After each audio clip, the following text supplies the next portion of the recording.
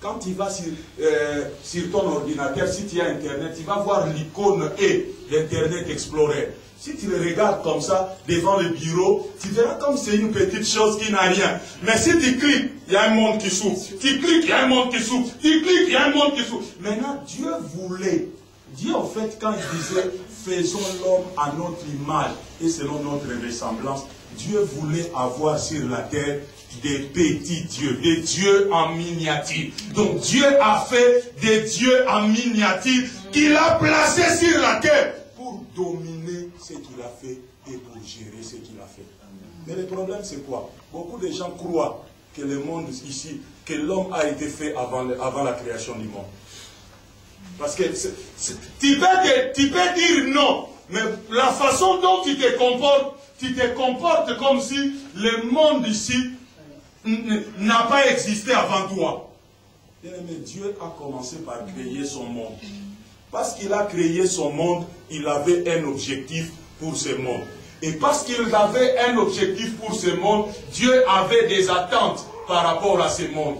Après, il dit, je vais créer l'homme comme gérant. Donc c'est comme si, moi j'ai créé mon magasin, je t'engage pour travailler au magasin. Je viens un samedi, je trouve plein devant la porte du magasin. Les gens se bousculent. Qu'est-ce qui se passe ici? Au solde. Combien? Moi 70%. Maintenant le patron n'est pas au courant. Moi le patron n'est pas au courant. Je ne suis pas au courant. Là, le solde se passe, c'est fini. À la fin, je pose la question au gérant. Le gérant me dit non.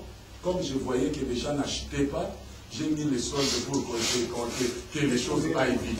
Maintenant, tu regardes les prix qu'il a vendus, c'est moins que les prix que vous avez achetés. Donc même là, le capital, le fonds du commerce est parti dans l'eau.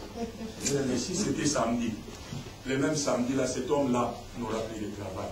C'est la même chose que Dieu traite aujourd'hui avec beaucoup de gens qui se disent chrétiens. Dieu a créé son monde, il t'a mis comme gérant, et toi tu veux gérer comme... Regarde, même ton corps, Dieu est gérant. De ton corps, même ta vie. J'ai dit, Dieu peut tuer, mais n'est pas assassin. Dieu peut faire écrouler ces bâtiments maintenant. Ça coule, brûle. On tombe, on meurt tous.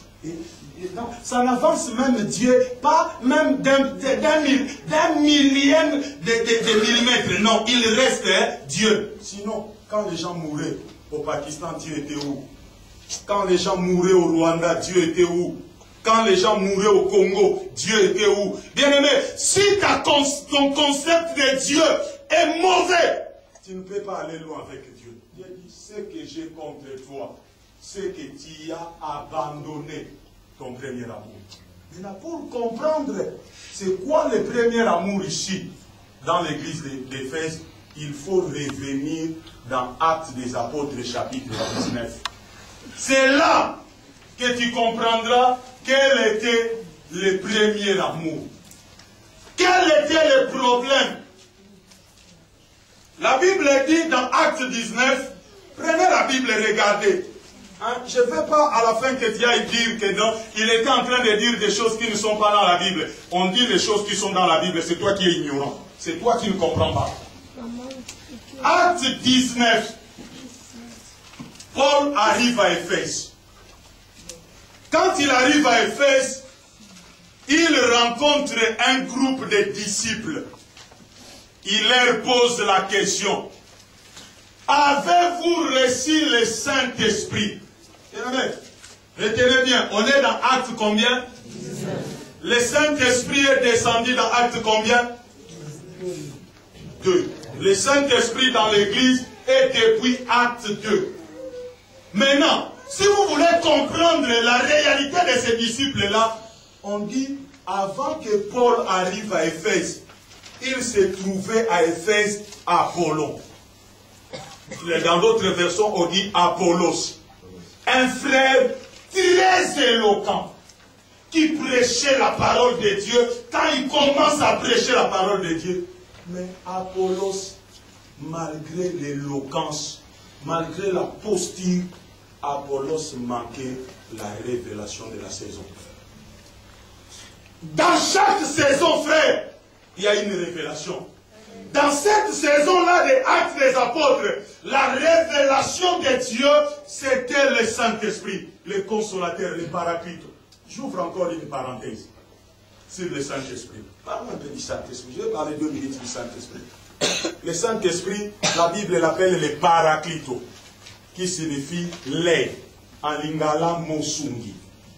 Alors, quand on dit que cette personne-là, c'est l'aide de la personne, donc cela veut dire, soit il fait ce que l'autre ne peut pas faire, soit il attend que l'autre commence et que lui vienne les deux. J'étais en train de parler avec mon ami le pasteur Jean, le pasteur de cette église.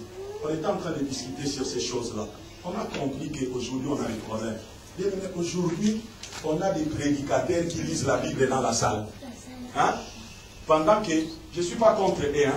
C'est leur grâce. Parce qu'on dit à tout un chacun, la grâce est donnée selon la mesure du don. Leur don est tellement infime. Voilà pourquoi ils font ça. Tu vois un prédicateur qui va prêcher un dimanche. Il a jeûné pendant 21 jours. Mais il lit la Bible pendant 5 minutes dans la salle, pendant la réunion. Hein? Donc, depuis qu'il est parti de sa maison jusque dans la salle, il n'avait pas un message à prêcher. Il arrive pendant que vous vous dorez. Vous verrez, vous entendez pendant, dans le mélange de bruit dans l'adoration, des faits qui fait. Donc lui, il est en train de. Il y a même qui tire au sort les versets. Hein? Donc il prend la Bible, il fait comme ça, il dit mon Saint-Esprit, j'allais dire mon sang, cher Saint-Esprit, parle-nous, ouvre la Bible. Et les versets qui tombent là, c'est le message du jour. Vous voulez avec ça que l'Église aille, hein? Que l'Église aille, hein? On dit Paul débarque à Éphèse. Avant qu'il débarque, il y avait Apollos, un bon orateur, éloquent, communicateur, qui savait prêcher la parole de Dieu. Communiquer, frère. Aujourd'hui, sur la terre, frère, nous avons des beaux parleurs, hein, frère. Nous avons des gens, nous avons des prédicateurs, frère. Il vous met dans les légendes, dans les traditions, dans des quoi. Vous ne savez pas, en fait, quand quelqu'un sort de l'église, vous lui demandez comment c'était l'église aujourd'hui. Ah! C'était chaud. C'était chaud, l'onction, c'était chaud. On a parlé de quoi? C'était chaud. Parce que les prédicateurs, en fait, comme avant le 15e siècle, parlaient en latin. Vous savez, hein? Avant le 15e, entre le 3e et le 15e siècle, quand les Romains ont récupéré l'église entre les mains, quand les catholiques, hein? En fait, si tu es catholique ici, ne sois pas choqué. En fait, l'église catholique n'est pas une église. Hein? C'est un mouvement. Pourquoi ce n'est pas une église? Parce que lorsque ces gens-là, au 3e siècle, lis l'histoire. Vous lisez que la Bible. Lis l'histoire. Va sur Internet, lis l'histoire. Documente-toi. Ne passe pas le temps à lire la Bible et tu vas t'abrutir. Donc, quand tu lis la Bible, lis encore d'autres choses.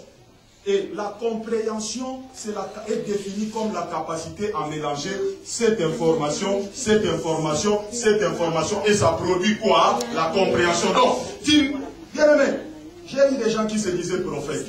Il y avait la crise financière ici. J'ai vu aucun prophète prophétiser sur la crise financière. Quelle était la pensée de Dieu? Ils ne savent même pas la crise financière partout. Et on appelle ça l'église. Mais en fait, l'église, ne croyez pas que l'église c'est quelque chose de spirituel. L'église c'est pas quelque chose de spirituel. Avant que Jésus parle de l'église existait déjà. Donc Jésus, hein, comme on dit dans le monde, n'a que triché. Hein? Donc il a pris, comme lui, le Dieu, il ne peut pas tricher. Donc il a pris l'image de quelque chose qui existait déjà. Avant que Jésus parle de l'église, l'église existait déjà. Voilà pourquoi les apôtres ne lui posent pas la question, c'est quoi encore cette histoire-là, l'église, que tu veux bâtir? Ils ont compris quand ils ont dit. Voilà pourquoi dans leur attente était mauvaise. Bien aimé, Jésus est mort à l'an 33, selon le calendrier actuel. Mais on a commencé à écrire le Nouveau Testament que vers l'an 70. Pourquoi? Parce que tous croyaient à l'imminence retour de Jésus. Ils croyaient que Matthieu, le premier livre, c'est pas le premier livre selon ordre, mais Matthieu, qui est placé comme le premier livre du Nouveau Testament, a été écrit dans l'an 70. Trentaine d'années après la mort